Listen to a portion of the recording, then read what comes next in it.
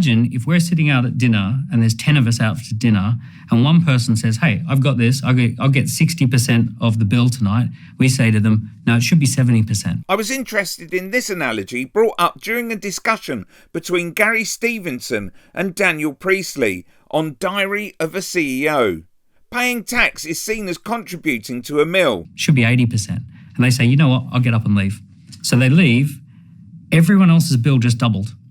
So what's going to happen is if we drive the millionaires out of this country, every ordinary normal person who pays 10 grand a year in tax will now have to pay 20 grand a year in tax.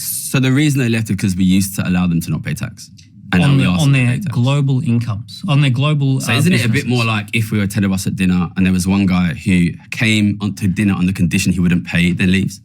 Because these guys weren't paying tax anyway. If the reason they left is because they weren't paying tax. It's like saying, oh, hey, I'll pay 60% of this table. And they say at the table, hey, wait a second, we also want you to pay for everything that's happening at other restaurants as well. I think both Gary and Daniel have got the analogy slightly wrong.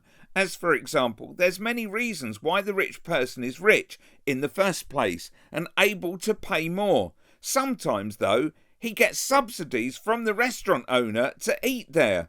Let's make the how much should the rich person at a dinner contribute to the meal analogy make sense. Please comment below and I will adapt the most interesting ideas into a video. Isn't it a bit more like these guys we're stretching were here the analogy on a condition?